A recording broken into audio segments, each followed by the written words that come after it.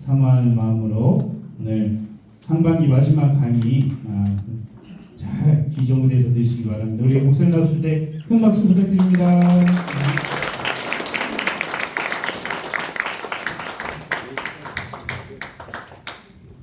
할렐루야. 네, 오늘 나를 잘못 잡은 것 같은데 오늘 방학이라면서요. 네. 다들 지금 분기가 빠진 상황인데. 네, 반갑습니다. 와, 근데 사람이 많아가지고 열기가 장난 아니네요. 지금 에어컨 틀었는데 뒤쪽은 좀 더우시죠? 네, 죄송합니다. 제 것만 챙겨가지고 선생님들이 강의자가 너무 더우면 안 되잖아요. 죄송합니다. 이게 또 회전이 안 돼요. 네, 죄송합니다. 회전이 안 돼가지고. 오늘 강의하는 요 한 장으로 준비했어요. 그래서 여러분 보시면 되겠고요. 옆에 있는 분들 인사하겠습니다. 축하드립니다. 근데 이거는 계속 축하 계속 받아도 돼요. 할렐루야. 제가 이제 집사님들 이제 권사님도 되시고 이제 안수장 되시는데 이렇게 얘기를 하다 보면은 부담돼요. 너무 중직이에요. 하는데 너무 부담 갖지 마세요. 네, 저도 이제 목사되면서 제일 힘들었던 게 이제 장신대에서 체프를 항상 가서 이제 설교를 듣는데 뭐 내노라 하는 목사님들이 설교하세요. 하시는데 다 듣고 보니까 두 가지 메시지예요. 하나는 뭐냐면 내가 정체성을 가지고 오늘 트웰 프리스트 왕 같은 제사장이기 때문에 내가 이제 목사를 해야 될 거 아니에요. 사역자다.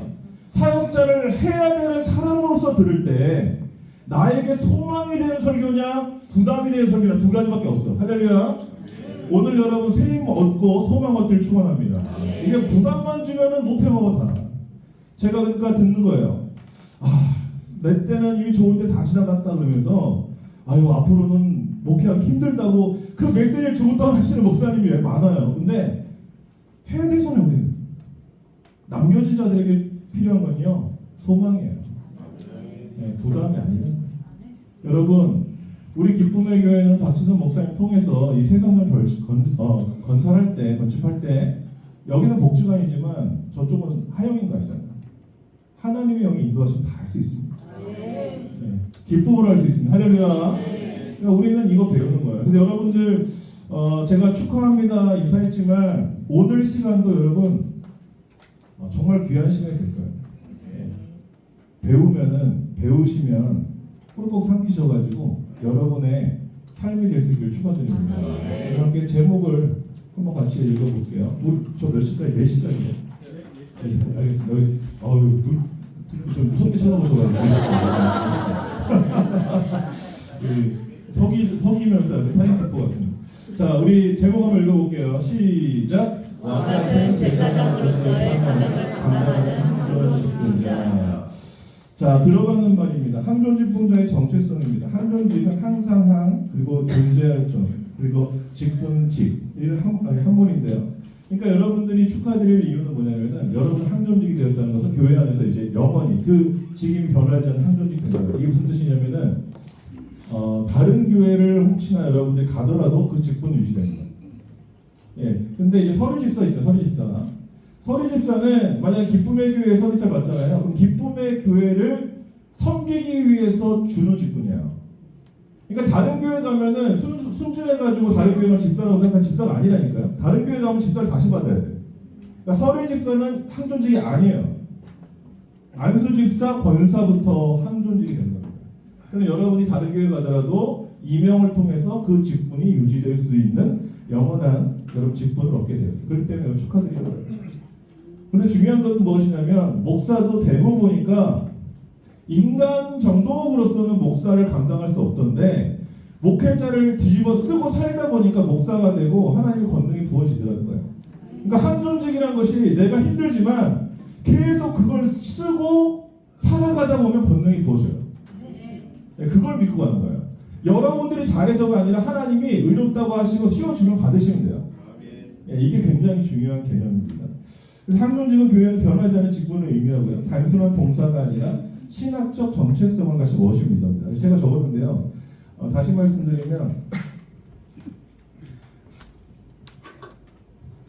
혹시 펜 남는 거 있으면 확인해 주세요. 요거 파란색 펜밖에 없는데 검은색이나 빨간색 있습니다. 항존직이 된다는 것은 다시 말하면은 여러분들이 10년 이상 그리고 오랫동안 신앙생활에 전념했던 분들에게 주신 거예요. 그러니까 무슨 말이냐면 뭐든지 10년 하면 전문가가 되거든요. 이해되세요? 그러니까 여러분들 각자가 신학이 정립이 되어야 되는데 이런 거예요. 교회가 무엇이냐? 물어볼게요. 안 물어볼게요. 놀랄까봐. 그냥 들었다. 그러니까 교회가 뭐예요? 감사합니다. 교회가 뭐예요? 물어봤을 때 여러분이 생각하는 교회가 여러분이 청년 때 배웠던 교회론이면 이미 끝난 거예요. 교회 국어전. 이해되시죠? 여러분 교회는 뭐예요? 예수 그리스도를 구주로 고백하는 죄인들의 공동체. 깔끔하죠? 그러니까 죄인들이 모인 곳인데 죄인이란 걸 잊어버리면 어떻게 돼? 어떻게 목사가 저럴 수 있어? 집사가 저럴 수 있어? 원사가 저럴 수 있어? 싸움 나는 거예요. 여러분 이 신학적인 정확한 집이 지어질 수 있길 축원합니다. 예배가 뭐예요? 예배가 뭐예요? 안 물어볼게요. 예배는 마땅히 올려드려야 할 하나님께 한 주간에 나를 인도하신 하나님의 놀라운 은혜와 감사를 당연히 표하고 하나님을 높여드리는 거예요. 그러니까 예배는 은혜 받으러 오는 거예요? 하나님을 높여드리러 오는 거예요? 근데 은혜 받으러 온다고 생각하면 거기서 뭐가 꼬여요? 은혜가 안 된 거예요. 이해되세요? 완전히 다른 거야. 세계관에 따라 정신 세계가 다 달라져요. 그리고 그 세계관에 따라 신학 정체성에 따라서 귀신들이 달라져요. 이해되시죠? 이해되시죠? 귀신들이 다른 귀신들이 온다니까. 그러니까 혈과 육으로 내가 그 밑에 정체성을 교회, 예배, 목회자, 성도 이런 개념들을 혈과 육 밑으로 묶어버리잖아요. 그럼 거기에 맞는 귀신들이 달라붙는다니까. 사람에게 삐지게 하고 상처받게 하고. 이해되죠? 많은 성도들이 교회에서 주차하다가 시험도로 집에 가잖아요. 그죠? 그 정도의 귀신이 붙는 거예요. 이해되시죠? 그러니까 주차장 귀신들이 되게 많잖아요.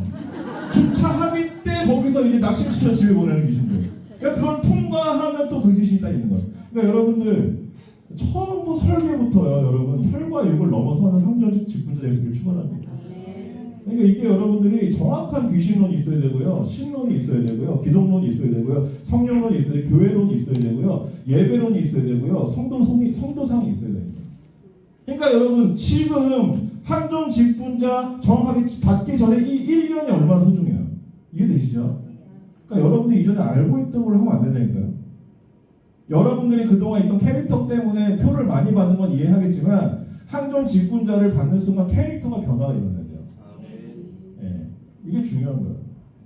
그러니까 이게 되면 성령님의 인도를 받는 항존 직분자가 되는 거고요. 이게 안 되면 내 인맥으로 하는 항존 직분자가 되는 거죠. 근데 내 인맥으로 하는 항존 직분자는 어쩔 수 없이 내가 정확한 신학적인 실력과 정체성이 없기 때문에 목회자와 권위와 트러블이 일어나요. 결국에는. 왜? 이해가 안 되니까. 이해되세요? 결국 내 마음이 안 끌린다는 거예요. 내 마음이 동하지가 않나요? 교회가 가면 내 마음이 안 끌린다는 거예요. 여러분 마음이 끌려야 따라가는 게 아니라 신학, 정확한 진리를 따라서 내 가슴, 내 마음을 움직이는 게 신학적인 태도라니까요. 여러분 부모님께 효도하는데 부모님이 늘 볼 때마다 나를 살려주셔서 나를 태어나게 해서 감동돼서 부모님께 효도하는 거예요? 내 부모님이니까 그냥 효도하는 거예요? 감동될 때만 부모님께 잘할 거예요? 이해되시죠? 정확한 믿음이 있으면 감동되지 않아도 하는 게 실력인 거예요. 그러니까 이게 다 떨어져 버리니까 다수 틀리면 떨어지고 다수 틀리면 문제가 생기는 거예요. 이해되시죠? 말장난이 붙어버리고 귀신 붙어버리고 이간질 붙어버리는 거예요. 항존 직분자는 뭐냐면 영원히 변치 않는 반석 위에서 교회를 지키고 세워가는 자들이에요. 교회를 분열시키는 사람들이 아니에요. 이해되시죠? 그러니까 정확한 오리엔테이션을 받으시고 정확한 세계관을 구축하는 시기를 이 올 한 해로 삼으시면 좋겠습니다. 그러면 여러분들이 나중에 항존 직분자 돼서도요 이상한 말 안 해요. 이상한 말 안 해요. 다시 한번 물어볼게요. 제가 눈으로 확인했기 때문에 주일 예배를 공예배라고 그러잖아요.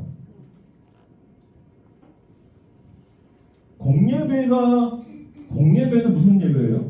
공식적으로 하나님을 많은 사람들 앞에서 높여드린 예배예요. 그럼 공예배는 사적 예배는 아니죠? 그렇죠? 그러면 항존직분자가 대표 기도를 할 때 옷을요 어떻게 입어야 되겠어요?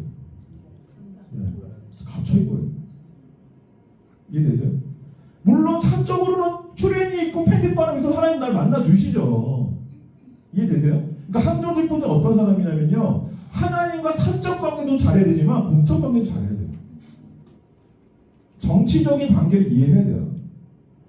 이해되시죠? 그러면서 자기는 하나님은 이런 하나님이라면서 공예배에서 항존직분자가 기도하는데 막 후줄근하게 입고 왔어. 자기 하나님은 이런 하나님이래. 그건 사적으로 맞다는 거예요, 내 말은. 그러니까 공적으로 성도들이 불쾌하다고 하면 안 되는 게 항존직분자예요. 왜? 책임 있는 자리니까. 이해되시죠? 혼나는 거 아니에요? 이거 왜냐면 이거 지금 배워야지 언제 배우겠어? 제대로 배우지 않으면 또 그런 짓을 하는 사람이 있다니까. 그러니까 사랑하는 여러분, 직분자는요 드러나는 사람이고요, 하나님과 성도들을 중매해서 사랑하게 만드는 존재예요. 목사도 그렇지만 항존직분자는 목회자와 교회 비전과 성도들을 연결시켜주는 중매자인 거예요. 그런 의미로서 왕 같은 제사장이라고 할 수 있는 거죠. 처음 들어보셨어요? 네. 여러분 이게 이해될 수 있길 축원합니다. 이거 이해되면 복 받는 거예요. 자, 그래서 항존직분자는 왕 같은 제사장의 정체성을 취할 때 올바로 감당할 수 있다. 본문에서 베드로전서 2장 9절 한번 같이 읽어보겠습니다. 시작. 그러나 너희는 뜻같이 족속이요 왕 같은 제사장들이요 거룩한 나라요 그의 소유가 될 백성이니 이는 너희를 어두운 데서 불러내어 그의 귀한 빛에 들어가게 하신 이의 아름다운 법을 선포하게 하게 하신다. 네. 그래서 우리는 택하신 족속이요 왕 같은 제사장들인데요. 이 왕 같은 제사장들은 어떤 존재냐면 하나님의 소유예요. 그리고 아름다운 덕을 선포하는 존재예요. 여러분의 삶이 완전한 하나님의 소유가 될 수 있기를 축원드립니다. 네, 여러분 게 아니라는 거예요. 그리고 여러분이 살아가는 존재의 가장 숭고한 궁극적 목적이 뭐예요? 하나님의 덕을 선포하기 위해서, 복음을 드러내기 위해서, 하나님께 영광 돌리기 위해 사는 게 숭고한 목적이에요. 자, 여러분들 물어볼게요. 여러분 한 명 한 명 이 자리에 있는 건요, 청년 때든 뭐 어릴 때든 수련회를 갔든 뭘 했든 은혜 받았기 때문에 여기 있는 거 아니겠습니까? 주님 만났기 때문에 이 자리에 있는 거 아니겠습니까? 그렇다면 여러분 소명 있는 거예요. 소명을 콜링이라고 그래요. 자, 여러분 그럼 소명을 받았어요. 그때 여러분 눈물 흘렸죠? 하나님 나를 사랑하시 날 불러주시고 감사했죠? 근데 지금 그 눈물이 계속 나요? 뭐 하다가 안 나요? 먹고 살다가, 자녀 키우다가, 내 공간 챙기다가. 여러분, 소명은요 사명을 감당할 때 회복되는 구조가 되게 돼 있어요. 이해되세요? 여러분은 먹고 살아 돈 버는 수준으로 살려고 사명을 맡기신 게 아니라는 거예요. 우리가 부르심 받은 건요, 하나님의 덕을 드러내고 복음을 전하고 하나님의 나라를 확장하고 교회를 지키고 세우기 위한 사명을 감당할 때만 소명이 회복될 수 있다는 거예요. 제 말이 틀리다고 한번 이의를 제기할 사람이 있겠습니까? 성경이 이렇게 말하는 거예요. 이해되시죠? 여러분, 봉사하려고 봉사하는 수준으로 살려고 여기 부른 게 아니라는 거예요, 여러분. 예. 봉사하면요 자존감은 회복될 수 있지만, 내 정체성, 나 소중한 사람이구나. 여러분 자존감 회복되려면요 자기개발서는 천번만 읽고 자기개발 그냥 회복돼요. 정체성은, 자존감. 그러니까 여러분 자존감 회복하고 상처 치유하려고 교회 다니지 말라는 거예요. 하나님의 복음을 전하려고 다녀야죠. 하나님의 사명을 감당해야 되는 거예요, 여러분. 그러니까 너무 수많은 사람들이 심리학 그리고 심리적이고 인본주의적이고 그냥 심리치료 대신에 교회를 다니는 사람 너무 많아요. 그렇게 되면 콜링이 없어져요. 왜? 돈 주고 하면 되잖아요. 돈 많잖아요, 여러분. 여기 돈 없는 사람이 어딨어요, 요즘? 예, 지금 해외여행 얼마나 많이 가는데. 하나님, 우리 교회 다니고 우리가 예수 믿는 이유는요, 하나님을 전하기 위해 다니는 거예요. 예. 그냥 뭐 봉사하고 여기저기 하고 찬양하려고 다니는 게 아니라니까요. 이해되세요? 그러니까 여러분들의 삶의 라이프스타일 구조가 봉사도 겨우겨우 하는 분들이면요, 다시 하나님 앞에서 한 번 받아보세요. 이게 맞는 것입니다. 저는 항전집 혼자 정도면요, 봉사하느라고 내가 복음 전할 시간 없다? 그럼 봉사를 내려놓으시고 복음을 전하시기 좋을 것 같아요. 이해되세요? 이해되시죠? 왜냐면 그러면 여러분이 산다니까요. 그게 여러분들 부르신 소명이고 여러분들 부르신 사명이기 때문에. 예. 성경은 너무 단순해요. 내가 하고 싶은 것만 하는 사람은요, 하나님의 소명을 잃어버리게 돼 있어요. 왜? 하나님은 파편적 복음, 부분적 복음이 아니라 하나님 나라의 완전한 복음을 우리에게 계속 계시하고 있기 때문에. 하나님의 복음은 완전한데 난 이것만 할 거야, 저것만 할 거야, 나 먹고 살기 힘들어, 나 죽겠어요. 이것만 하게 되면 어떻게 하나님의 나라가 확장되겠느냐는 거예요. 하나님도 한번 주시면 나도 받아서 서로 왔다 갔다 하는 게 있어야지 계속 대화가 되는 거 아니겠어요? 그러니까 여러분의 사명과 삶이요, 먹고 사는 거, 그리고 아니면 봉사, 자기 자아의 회복, 아니면 뭐 그냥 그 정도로 살면요, 하나님과 대화가 끊어졌다고 보시면 돼요. 기도도 그냥 내가 하는 자녀 간구 정도에서 끝났을 거예요. 하나님이 세계 선교와 하나님 나라의 복음 확장에서 얘기를 못 하실걸요? 왜? 여러분들이 듣지 못하니까. 여러분 성경을 읽어도요, 대화로서 읽을 수 있길 축원합니다. 기도를 하셔도요, 대화로서 기도할 수 있길 축원합니다. 그래서 예수님 말씀하시는 거예요. 반석 위에 집을 지어야 되는데 다 모래 위에 집을 짓고 있다는 거예요. 반석 위에 집을 짓는 게 뭐라고요? 내 말을 듣기만 하고 묵상만 하고 되는지 안 되는지 판단만 하다가 주저하는 사람이 아니라, 잊어버리고 먹고 사는 길로 나간 사람이 아니라 한 번 말하면 듣고 행하면 반석 위에 집을 짓는데요. 할렐루야. 그러면 그 사람한테 그 자리에서 새로운 메시지가 오지 않을까요? 모두가 듣기만 하고 머리만 크고 판단만 하고 있다는 거예요. 기쁨의 우리 교회 2025년 항전집돈 피택자 여러분들은 한마디 탁 하시면 받아서 순종할 수 있기를 축원합니다. 잘 생각해보세요. 그러면요, 기도가 달라지게 돼 있어요. 예배가 회복되게 돼 있어요. 여러분 왜 매너리즘에 빠져요? 왜 소명을 잃어버려요? 여러분이 하나님의 말씀을 듣고 지나갔기 때문이에요. 하나님의 음성을 듣고 행하는 자만이 반석 위에 집을 짓는다고 했는데, 이 집이라는 건 다시 말하면요, 영원히 흔들리지 않을, 아까 말한 세리관일 수도 있고요, 여러분의 영원한 집에 대한 하나님의 헌신, 기름병을 채우는 것도 있지만, 여러분들 제대로 이번 2025년 제대로 할 수 있기를 축원합니다. 이거 숙제하다 끝나면 안 돼요. 박박쌤도 아는데 숙제하다 끝나면 안 되고, 진짜 서로 물어봤을 때 교회가 뭐예요? 딱 나와야 되고요. 예배가 뭐예요? 예배라는 게 정확하게 신학적 가치가 나와야 되고요. 여러분들 예배 10년 이상 드렸죠? 예배 은혜 받는 방법 뭐예요? 여러분 각자의 맛이 나와야 돼요. 나는 이렇게 해서 예배 받는 은혜 받아요. 이해되세요? 혼내는 게 아닌데. 기도할 때는 여러분, 기도할 사람들은요, 주보를 가지고 기도하세요.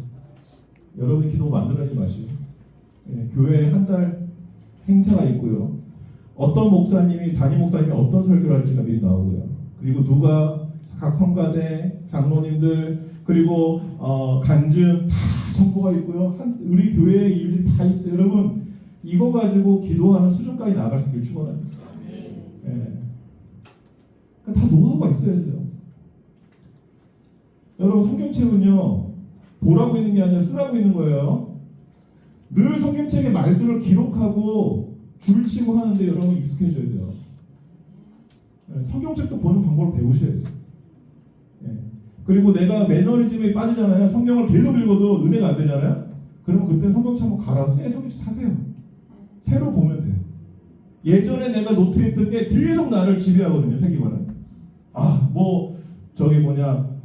베드로, 예수님 찾아온 베드로 부르신 비유, 이건 이 꼴을 이거 될 거야. 오병이어 이 꼴이 될 거야. 너무 많이 들어버리니까. 여러분 하나님의 음성을 새롭게 듣기 위해서, 새롭게 반응하기 위해서 노력을 해봐야 돼요. 몸부림쳐야 돼요. 여러분 여러분 10년 이상 예배 드렸으면요, 예배에 은혜 받는 개인적인 철학이 완성될 수 있길 축원합니다. 이것도 없이 예배 드리면 여러분 사단에게 많이 빼앗겨요. 최소한 예배는 10분 전에 와서 그 자리에 기도하면서 준비해요. 다시 말씀드립니다. 예배 시간 딱 맞춰서잖아요. 주차장 귀신들이 몰려와요. 가만 안 둬. 이해되시죠? 그러니까 그건 내가 불러드린 거예요. 주차장 귀신은 그냥 내가 우연 죄송이 아니라 내가 주차장 귀신 불러드릴 수 있어요. 그러니까 여러분 진짜 넉넉하게 10분, 20분 전에 와보세요. 주차장 귀신 잘 안 만나요. 예, 내가 딱 맞춰서 오니까 주차장 귀신들이 득달게 달려오잖아요. 여러분 지금 이해되시죠? 귀신은 내가 부르는 거예요, 여러분. 성신만 부를 수 있게 축원드립니다. 예, 우리는 성신 담는 그릇이잖아요. 네, 여러분 도움 되시죠? 예, 지금 이 세계관을 만들자면 안 돼요. 그래서 여러분 소명 있잖아요. 두 번째 동그라미. 소명과 사명의 차이가 올바른 기준은 소명은 나의 부르심인데 내가 왜 살아야 돼? 나 살아가는 이유가 뭐야? 이건요. 여러분에게 맡기신 사명을 올바로 감당할 때 저절로 회복되게 돼 있다는 거예요. 여러분 권사로 안수집사로 부르심 받았잖아요. 그러면 그 직분을 감당하세요. 그 직분을 은혜로 감당할 수 있게 축원합니다. 그럼 여러분의 소명은 자연스럽게 회복될 줄 믿습니다. 네, 그리고 세 번째 동그라미 한번 같이 읽어볼게요. 하나님의 선교 시작. 하나님의 선교에 대한 이해를 바탕으로 기쁨의 교회와 생활 선교사를 여기까지 읽겠습니다. 기쁨의 교회는 선교적 교회입니다. 그래서 3대 비전이 있고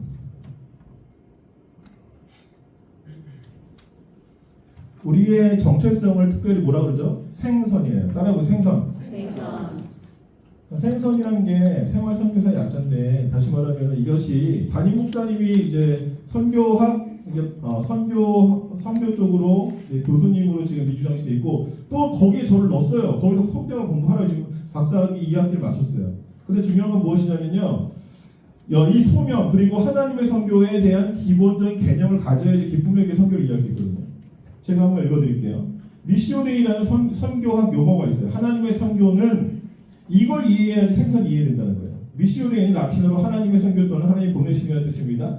이 개념은 선교는 교회 활동 이전에 하나님의 본질적 사역이라는 사실을 강조한다. 이게 무슨 말이냐면 교회는 선교해야 됩니다. 교회는 선교해야 됩니다. 이 말 자체가 모순이 있다는 거예요. 그래서 교회는 당연히 선교를 하고 있어야 되는데 선교를 안 하고 계속 딴짓하니까 교회는 선교해야 됩니다. 이게 이중적인 외설이기 때문에 이런 말이 필요 없다는 거예요. 그냥 교회는 선교를 하고 있어야 되고요. 성도는 선교적 존재를 살아야 돼요. 할렐루야. 이게 그거예요. 그러니까 이 개념과 철학과 이 집이 반석 위에 지어지지 않으니까 내 자녀 문제 때문에 죽을 것 같은 거예요. 지금 자녀가 속썩여갖고 죽을 것 같은 사람 얼마나 많은지 아세요? 남편 문제 때문에 아내 문제 때문에 지금 괴로워서 얼마나 많은지 아세요? 중요한 게 뭐냐면 거기에 에너지를 다 소모당한다니까요. 먹고 사는 것 때문에. 사랑하는 여러분, 선교하다 보면 가족 문제는 치유되게 돼 있다고요. 에너지를 하나님 나라에 투자하면요, 이건 하나님이 다 알아서 해주신다니까요. 그거 믿음이 없으니까, 그 반석이 준비가 안 돼 있으니까, 그 세계관이 허술하니까 내 에너지, 내 재정으로, 내 정력으로 거기에 고민하고 쓸데없이 에너지하고 자녀들과 갈등을 일으키는 다 써버리고 있잖아요. 성도들과 갈등을 일으키는. 화내는 게 아니에요. 왜냐하면 여러분들이 다 잘 되길 원하니까. 할렐루야. 네. 그러니까 우리가 어차피 여러분이 나이가 어떻게 됐든지 간에 남겨진 삶이 어느 정도이기 때문에 남겨진 삶 많아요. 왜냐하면 이제 미래 보고서 보니까 앞으로의 기대수명은 160살. 160살. 그러니까 여러분들은 이제 살아온 것보다 더 살아야 될 수 있다. 축하드립니다. 네.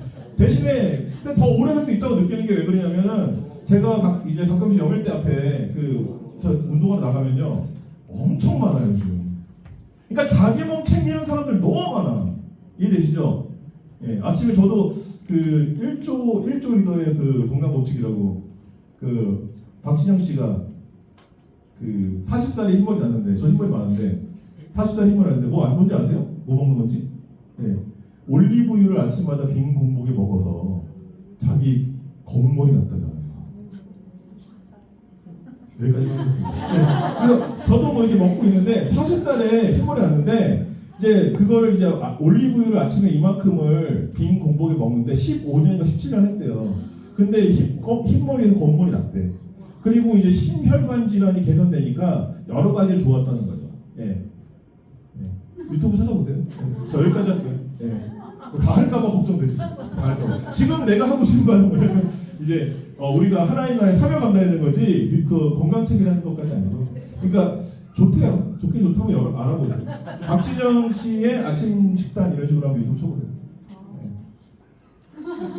아 괜히 말한 거죠. 그렇습니다. 지금 이게 너무 쏙 들어왔어요. 지금 앞으로 열심히 얘기하고 있는데 한번 필요한 사람이 있겠죠. 근데 저는 이제 아까 160살이든 120살이든 될 수 있다는 가능성을 보니까 사람들의 의식이 많이 바뀌어가지고 건강 엄청 챙긴다는 거예요. 그러니까 좋은 걸 먹으려고 하고 가증나 몸에 안 좋은 걸 안 먹으려고 하는 이 전체적인 분위기가 생기고 있어요. 그래서 우리 항존직들은 기본적으로는 모세가 사역했던 120살은 채울새길 축원합니다. 120살까지 눈이 흐려지지 않아야 했더라. 할렐루야. 그러니까 이제 그 모세 같은 경우는 120살인데 힘이 남아 돌아서 하나님이 너 이렇게 말했잖아요. 비스가 삭도 꼭대기에서 너가 갈 곳을 다 봐라. 모세가 딱 보니까 이렇게 뉘앙스 이런 거죠.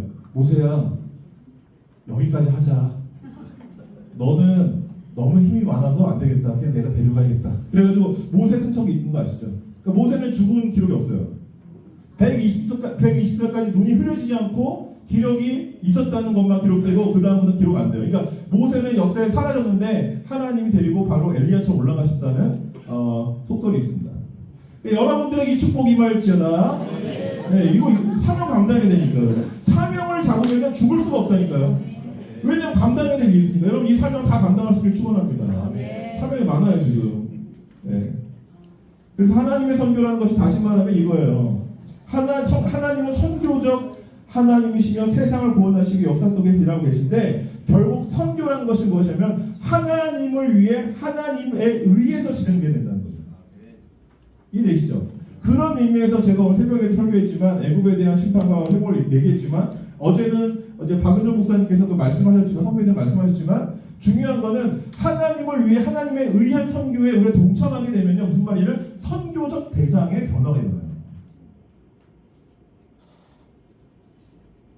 이해되세요? 그러니까 일본이 하나님의 가족으로 보일 수 있어요. 할렐루야.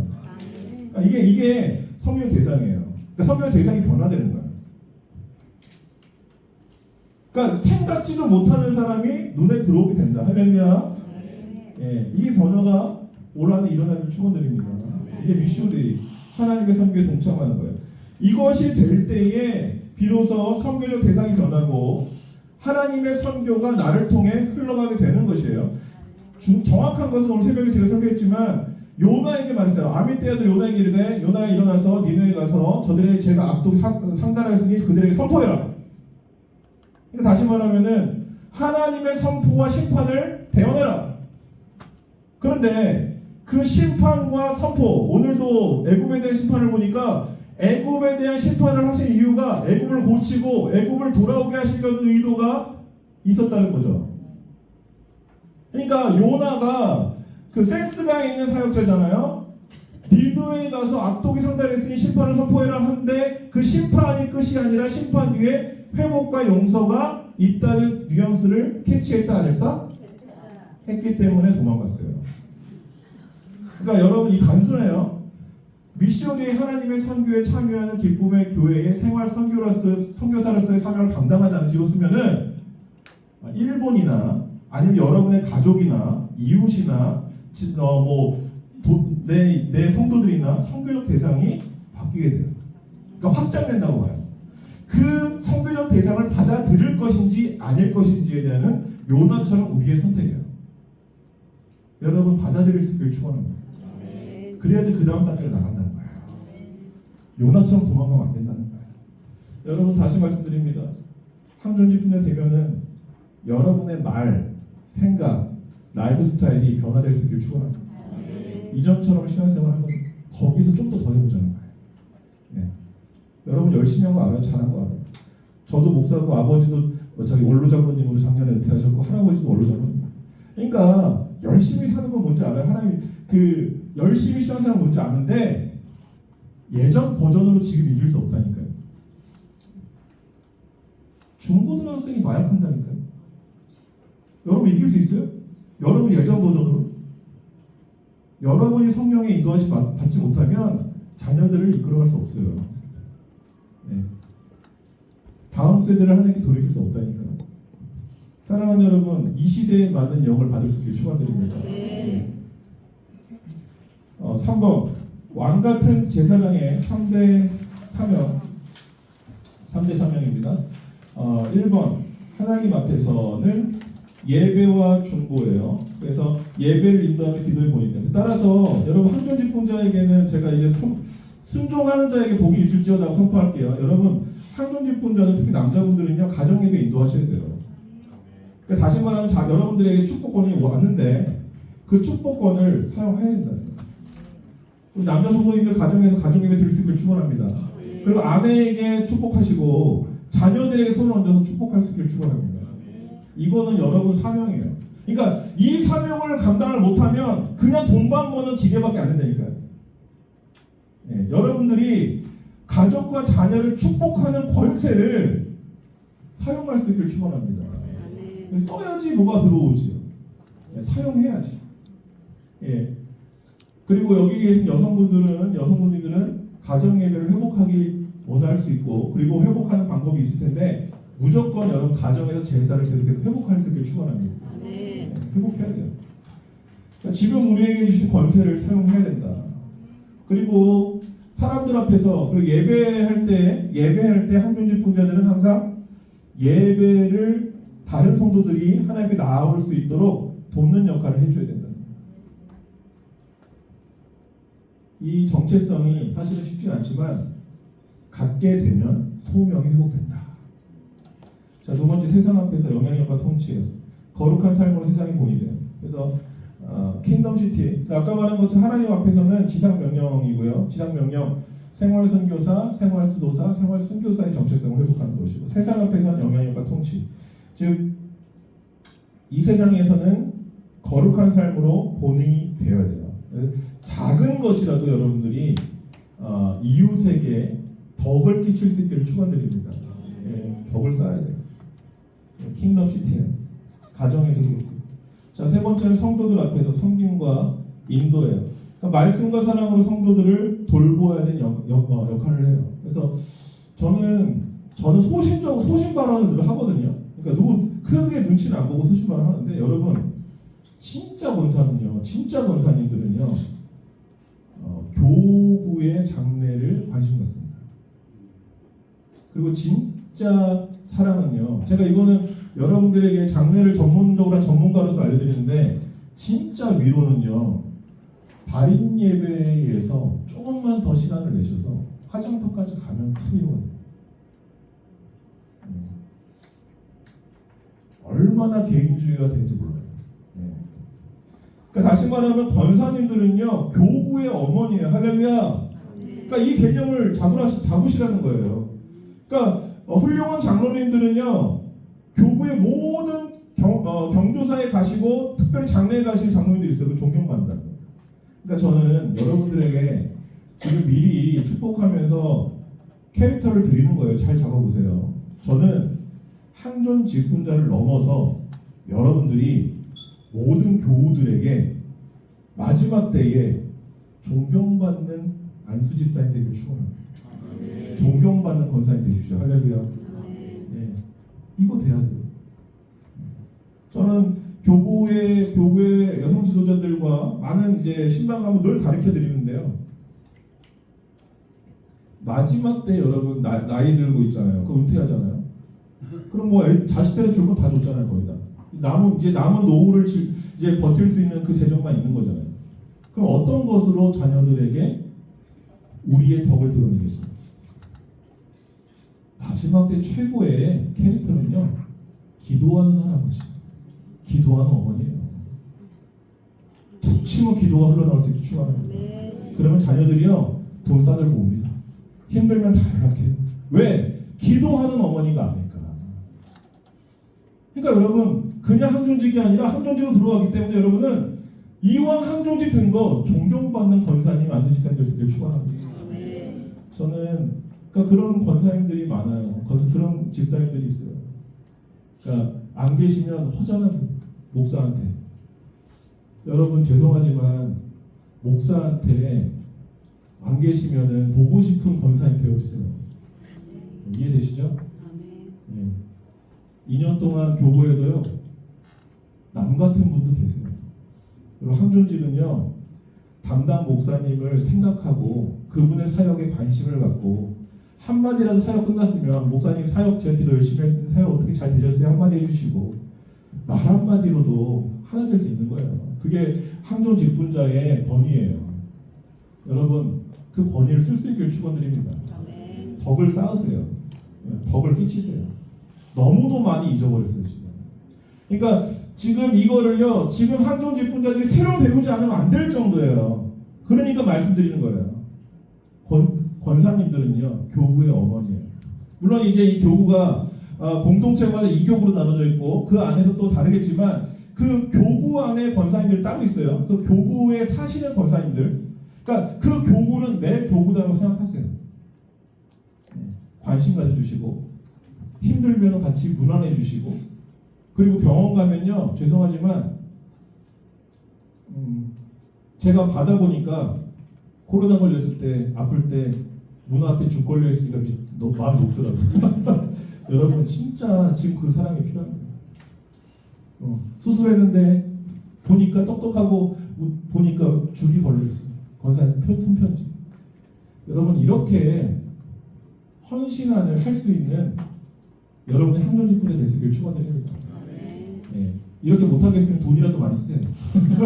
밥이라도 많이 사시고 이해되시죠? 제가 그 영락교회 서울에 있는 영락교회에서 사역을 마치고 이제 목사 안수를 받으러 나가는데 이제 서울대 나오시고 그 싱가포르 한인교회 담임 가셨다가 지금 다른 데를 가신 모 목사님 계세요. 그러니까 제가 지금 제 멘토들이 몇 분 계신데 저한테 이런 말씀하시더라고요. 전도사 때 정전도사의 장점과 단점은 뭐라고 생각해요? 제 장점은 뭔가 하나를 하면은 뭔가 몰입해서 열심히 하는 거고 과업 지향이다 보니까 주변을 살피지 못하는 경우가 많은 것 같습니다. 정확히 안 해. 그러면 어떻게 사람들의 마음을 얻을까요? 그걸 약점을 어떻게 보완하려고? 글쎄요. 해안을 주시면 감사하겠습니다. 돈을 써.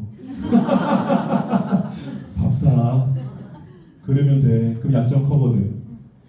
예, 무슨 말인지 알아요. 그 말 듣고 그 당시에 전도사가 2년 동안 딱 사역하니까 그 퇴직금을 얼마 준지 아세요? 200만 원 주더라. 200만 원. 근데 그 200만 원을 가지고 청년 사역을 하는데 처음부터 내가 아내한테 말했어. 이 200만 원 나 밥 사는데 좀 쓸게요.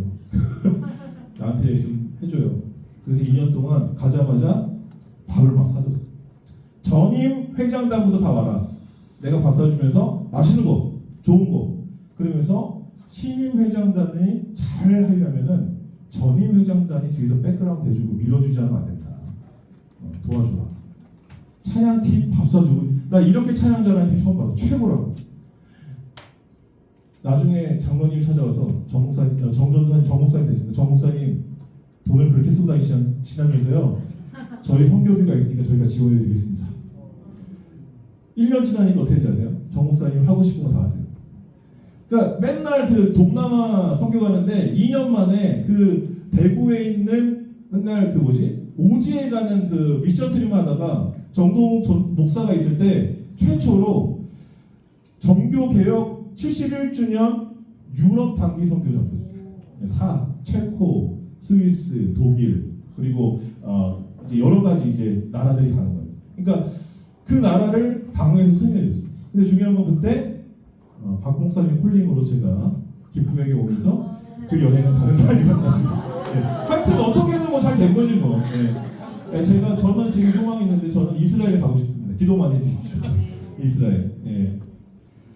그런 거예요. 그러니까 중요한 것은 여러분 제가 드리고 싶은 건 정신이고 세계관이에요. 여러분 제발 항존직분자 되시거든.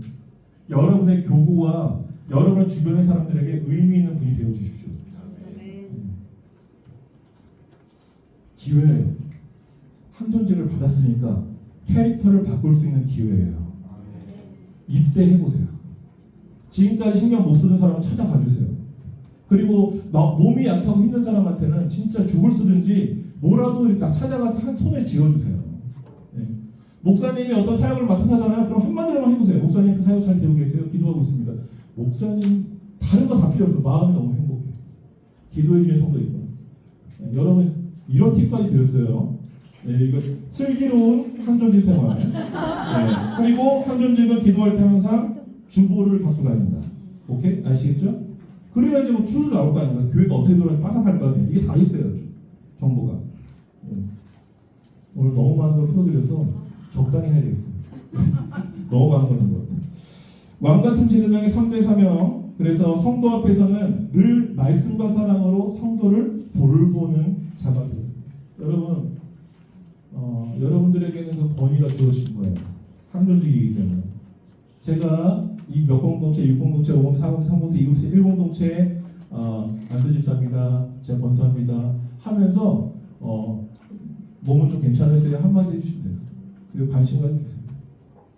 내가 뭐라고? 아니, 하나님이 권위를 주셨잖아요. 그 권위를 덕을 세운 데 써달라는 거예요. 그리고 그 권위를 올바로 사용하지 못해서 분열을 일으키거나 힘들게 하는 사람들에게는요, 여러분 싸우지 마시고요, 그 자리를 떠나세요. 여러분의 신앙을 지켜나가세요. 네. 성령의 인도하심을 받기 위해서는요, 올바른 말과 소리를 보고 들어야 되거든요. 컨텐츠가 어떻게 들어오냐에 따라서 내 마음을 형성하는 거예요.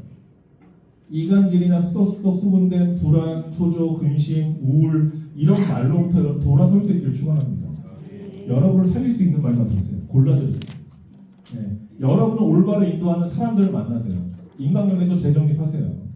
복받는 인간관계 만드세요.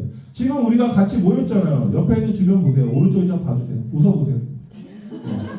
당신인가봐 해주세요. 네, 당신인가봐. 여러분 여기서 좋은 만남 붙잡을 수 있기를 축원합니다. 여기 있다니까요. 네. 무조건 밀어주세요. 서로 사랑하시고. 네. 네 번째 한존직 분야의 실제적 적용입니다. 1번 말씀이에요. 말씀 옆에 스스로 말씀 앞에 서면 가르칠 준비를 함. 그래서 이제 복 있는 사람은 이 말씀을 읽어볼게요. 시작. 복 있는 사람은 아기들의 꾀를 따르지 아니하며 죄인들의 길에 서지 아니하며 오만한 자들의 자리에 앉지 아니하고 오직 여호와의 율법을 즐거워하여 그의 율법을 주야로 묵상하는도다. 그는 시냇가의 신나무가 철을 따라 열매를 맺으며 그 잎사귀가 마르지 아니함 같으니 그가 하는 모든 일이 다 형통하리로다. 아멘. 한존직 분자의 슬기로운 생활이라는 주제로 이 말씀을 해석해 보겠습니다. 여러분들 아까 말한 것처럼 끊임없이 주야로 여호와의 말씀과 올바른 진리가 여러분에 들어오게 하지 못하면 여러분은 순식간에 악인들의 꾀를 따르게 될 겁니다. 죄인들의 길에 서게 될 겁니다. 오만한 자들이 자리에 앉아서 교회와 한국교회를 비판하고 목회자 비판하고 성도를 비판하는 앞장서게 될 겁니다. 여러분 살기 위해서 말씀 앞에 설 수 있기를 축원합니다. 내가 내 머리와 내 귀에 올바른 말씀을 듣도록 시스템을 구축하지 못하면요, 이상한 정보가 계속 들어오게 돼 있어요. 사랑하는 여러분, 마지막까지 남은 자 될 수 있는 우리 한존직 분자 되어서 늘 주야로 말씀을 묵상하며 율법을 즐거워할 수 있기를 축원합니다. 다시 말씀드립니다. 아프더라도 들으세요. 봉사하는 거 최선으로 하셨던 분들은 이제 말씀 보셔야 됩니다. 이해되시죠? 말씀 모르고 봉사하는 건요, 한존직 분야 되잖아요. 그럼 그 다음부터는 이상한 영이 틈탈 수 있어요. 이해되시죠? 그러니까 지식이 없이 한존직 분야 되고, 지식이 없이 철학이 없이 한존직 분야 되고, 올바른 철학 없이 계속 힘을 받잖아요. 나중에는 반대하거나 교회를 무너뜨리는데 쓰임 받게 될 확률이 높습니다. 귀신부터요. 사랑하는 여러분, 교회를 지키고 세우는데 쓰임 받기 위해서 올바른 지식을 형성하기 위한 거룩한 말씀을 계속 채울 수 있기를 축원합니다. 그러니까 말씀을 모르니까 이상한 말 하는 거예요. 네. 그러니까 말씀을 그냥 보지 말고 하나님의 선교와 하나님의 나라의 관점으로 말씀을 보고, 내가 한존직으로서 하나님의 영원한 직분을 감당해야 될 하나님의 자녀의 정체성으로, 왕같은 제사장의 정체성으로 말씀을 봐야지 풀어져요. 개별적인 사적인 말씀을 공적으로 막 하는 게 아니에요. 공적인 곳에서는 공적인 말씀만 하면 돼요. 공적으로 받은 말씀. 이해될 수 있기를 축원합니다. 네. 이거 분별돼요. 이게 분별의 영이거든요.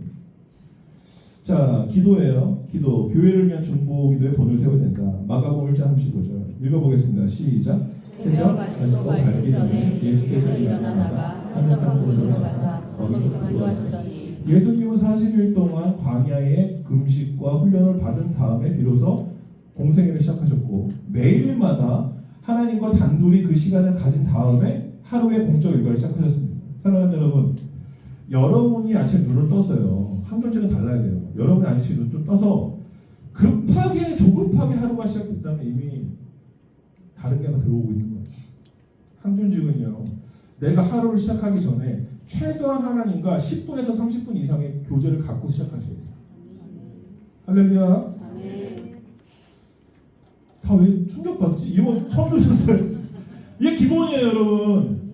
그러니까 뭔가 전략과 생각을 가지고 살아야지 성공할까 말까 아니에요. 아침에 눈 떠도 되는 대로 살면 어떡해요? 네, 여러분, 하나님과 교제, 기도를 가지고 하루를 시작할 수 있기를 축원합니다. 자, 섬김입니다. 직분은 권리가 아니라 책임임을 기억합니다.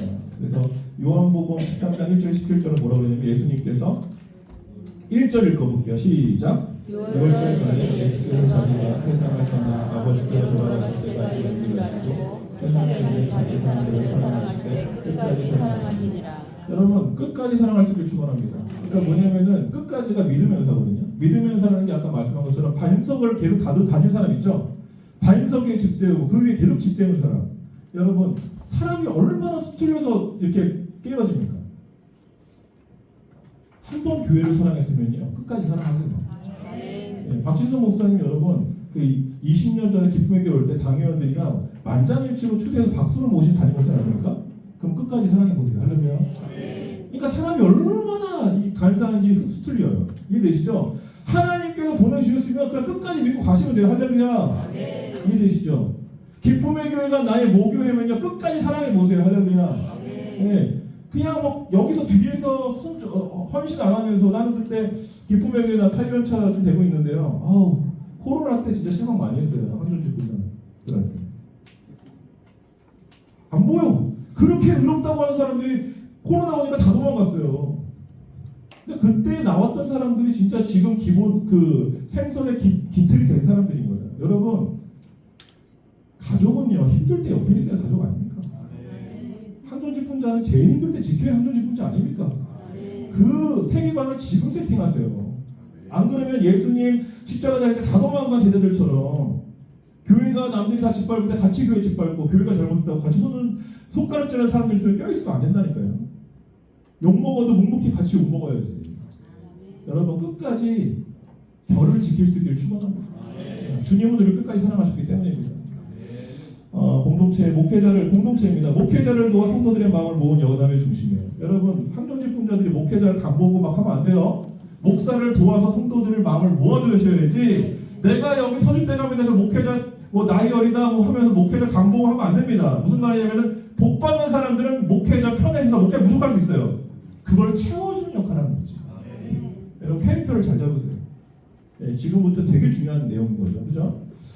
그래서 빌립보 4장 2절 3절 시작. 내가 유대를 권하고 수두개를 권하노니 주 안에서 같은 마음을 모으라.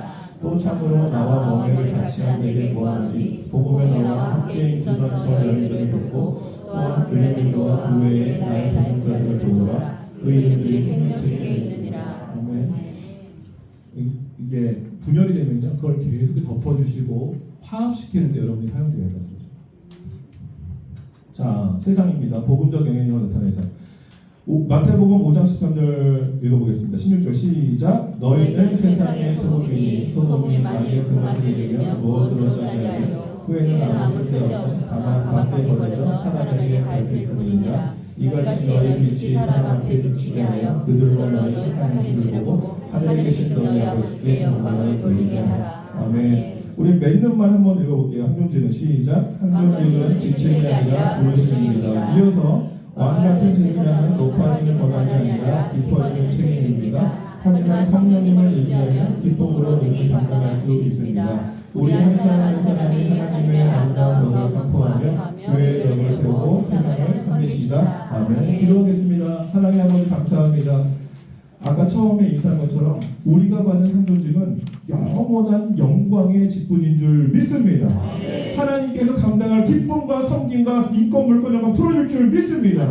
그렇기 때문에 그걸 우리가 뒤집어 쓰겠습니다. 하나님 그 길을 가겠습니다. 아버지 감당하는 우리 이곳에 있는 귀한 피택 교육자들에게 아버지 하나님 생명의 길을 열어 주시옵소서. 놀라운 축복의 길을 열어 주시옵소서.